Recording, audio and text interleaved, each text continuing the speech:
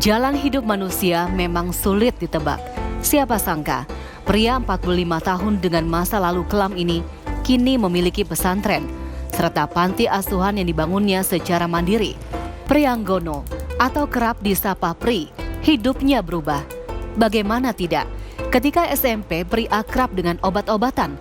Saat kedapatan membawa obat terlarang ke sekolah, Pri diberi dua pilihan, dilaporkan ke polisi atau keluar dari sekolah. Sejak saat itulah, Pri tidak pernah kembali ke sekolah. Dengan modal pendidikan minim, Pri tumbuh menjadi preman jalanan. Saya itu dari preman dulu, terus jadi saya juga jadi DC 8 tahun. Ya. Jadi saya merasa atau saya ngalami kehidupan yang susah itu ngalami. Nah, saya berpikiran salah satunya gimana hidup ini manfaat. Di Desa Widodo Martani, Ngemplak, Sleman, Yogyakarta, Pri berteman dengan komunitas yang memiliki ilmu agama. Pri memutuskan hijrah. Kemudian ia pun mendirikan pondok pesantren Tombo Ati, sekaligus panti asuhan Darul Kolbi. Pondok pesantren Tombo Ati juga membuka layanan hapus tato. Seperti pagi itu, dua pasien dari Klaten telah menunggunya untuk melakukan hapus tato. Saya dulu sama kakak saya. Kakak saya kan dapat dari temennya itu. Temennya katanya pernah hapus tato di sini. Layanan hapus tato bermula ketika banyaknya orang yang mengeluh padanya tentang harga mahal serta syarat yang harus dilakukan sebelum menghapus tato gratis.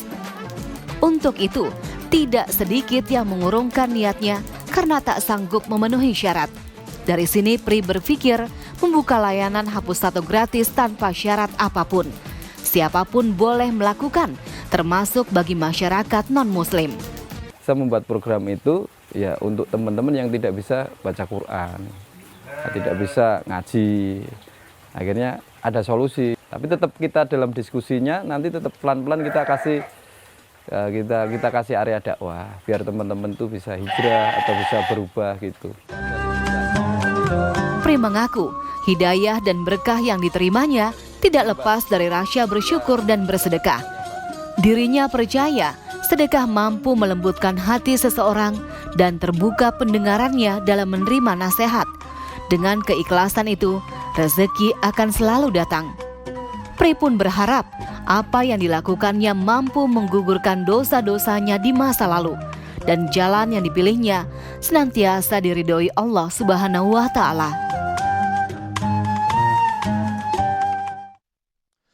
Masya Allah, luar biasa sekali. Mungkin ini bisa kita sebut sebagai totalitas dalam bertobat. Kita mulai dari Ujai, bagaimana ibroh yang bisa kita petik dari kasus tadi? Naam, ibroh yang pertama yang bisa saya sampaikan dari apa yang kita lihat, yakni tidak semuanya kadang orang mendapatkan hidayah tersebut dari jalan orang yang kelihatannya lebih islami. Ya, contoh misalkan ada orang ngelihat kita ini sebagai para ustadz. Ini orang belum tentu ketika kita dakwahin dia masuk sama kita. Jelas nggak kita kan? Kenapa? Karena tadi orang ngerasa bahwa dia minder duluan. Terus kemudian takut duluan gitu. Tapi ketika yang datang orang model macam kayak begini yang Allah Ta'ala pilih, dia lebih nyaman. Kenapa? Karena memang lu dulu sama gue sama nih. Tuh kan, sehingga pada akhirnya dia lebih masuk kepada orang-orang yang seperti ini. Maka melihat itu pelajaran yang selanjutnya adalah la tahtakir man dunaka falikulli syai'in maziyah. Jangan pernah merendahkan orang lain karena siapa tahu nih orang punya kelebihan yang kita nggak punya kelebihan itu. Yang pada akhirnya dia bisa lebih baik daripada kita, dia punya manfaat lebih banyak daripada kita. Nih orang preman tersebut terakhir adalah ya, jangan pernah yang namanya rendahkan orang pula karena siapa tahu hidayah tersebut yang Allah pilih, bukan kita yang milih. Datang ke siapapun. Naam, innaka la tahdi man ahbabta walakinnallaha yahdi man yasha. Itulah yang diberikan oleh Allah Subhanahu wa taala terhadap hamba-hambanya. Dan terakhir sekali mudah-mudahan kita termasuk orang senantiasa selalu bertobat kepada Allah Subhanahu wa taala. Wallahu a'lam. Ustadz Yusya. Ayat Al-Quran mengatakan inna rabbaka wasi'ul maghfirah. Ini gigit pakai gigi geraham jadi oleh-oleh kita buat pulang. Kalau rahmat dan ampunan Allah sangat luas. Sebanyak apapun kesalahan yang kita lakukan, Sebesar apapun kesalahan yang kita lakukan, kalau kita masih mau bertobat, taubat kita masih diterima. Yang penting jangan sampai kita bertobat dalam dua kondisi. Pertama, kondisi pada saat seseorang yugorgir, mau meninggal. Itu Fir'aun tadi, kenapa ditolak amantu bi Rabbi Harun wa Musa? Dia bertobat karena ruhnya sudah sampai tenggorokan. Kalau sekarang masih enak, masih sempat. Yang kedua, jangan sampai kita ingat kepada Allah dan bertobat ditolak kalau matahari sudah terbit dari arah barat dan terbenam sebelah timur, yang tandanya dikit lagi hari kiamat. Sekarang minta ampunan kepada Allah, insya Allah Allah ampuni dosa-dosa kita. Ustadz Syahdan. Ya, apa yang dilakukan yang kita saksikan luar biasa sekali dan itu karunia yang dahsyat luar biasa. Tapi kalau pandangan saya ada sedikit lagi tambahan. Sebagaimana yang dilakukan oleh para sahabat dulu. Lihat bagaimana sahabat Umar bin Khattab radhiyallahu an. Ketika masih belum beriman, semua orang beriman takut semuanya. Begitu beliau masuk beriman, masuk Islam, beliau mendeklir di hadapan Rasul. Ya Rasul, kalau ketika aku kafir orang beriman banyak yang takut kepadaku. Maka ketika aku beriman, aku akan lebih banyak lagi orang kafir takut padaku. Begitu juga Khalid bin Walid. Ketika belum masuk Islam banyak membunuh orang beriman. Kata Khalid bin Walid, setelah aku beriman maka aku akan lebih banyak lagi membunuh orang kafir. Begitu juga Wahsy. Ketika dia belum beriman membunuh orang yang paling dicintai oleh Rasul. Tapi begitu dia beriman bertekad, aku akan membunuh orang yang paling dibenci oleh Rasul. Maka Wahsy mampu membunuh Musailamah Al-Kadzab yang paling dibenci oleh Rasul. Begitu juga putra-putra Yakub. Bagaimana ketika Nabi Yusuf disangka mati dibawa jubah yang berdarah. Ayahnya Yakub, Nabi Yakub menangis sedih luar biasa.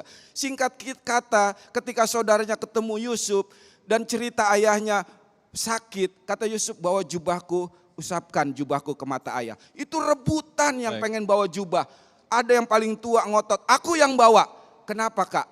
Karena ketika dulu itu jubah aku yang bawa membuat ayah menderita dan sengsara sakit. Dan sekarang aku pengen bawa jubah ini membuat ayah bahagia. Masya Allah luar biasa. Nah tadi ada tato begitu, ya itu luar biasa. Dan yang namanya preman itu kan meresahkan masyarakat. Terus tadi narkoba ya, buat gerakan anti narkoba. Yang dulu meresahkan bikin aman. Wah itu dahsyat luar biasa. Wallah. Terima kasih guru-guru yang kita cintai yang telah memberikan ilmu yang sangat luar biasa sekali. Dan insya Allah nanti di akhir nanti kita akan berdoa bersama, kita aminkan. Mudah-mudahan kita termasuk dipilih oleh Allah untuk menjadi hamba-hambanya yang selalu bertobat dan diterima tobat kita oleh Allah Subhanahu Wa Taala. Tetaplah bersama kami, Damai Indonesiaku.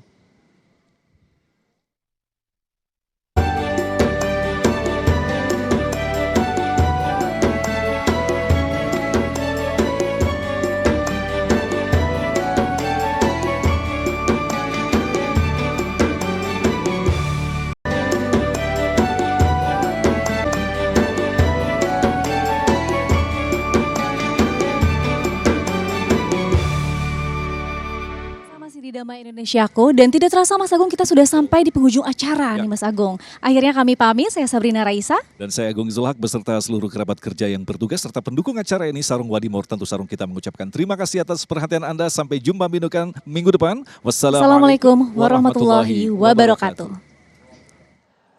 Allahumma salli ala Sayyidina Muhammad wa ala ali Sayyidina Muhammad. Ya Allah ya Rahman ya Rahim. Ya Rab, Engkau hidupkan kami dengan iman. Maka kami mohon kepadamu ya Allah, matikan kami kelak ya Allah dengan iman, percaya kepada Engkau dan membawa ajaran agama Islam.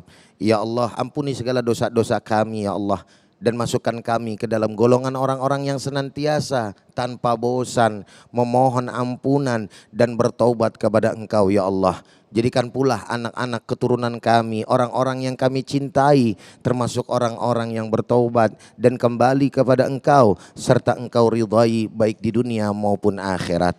Ya Allah ya Arhamar Rahimin, ganti ya Allah segala keburukan-keburukan hamba menjadi kebaikan-kebaikan agar Engkau mencintai dan ridha terhadap kami ya Rabbana.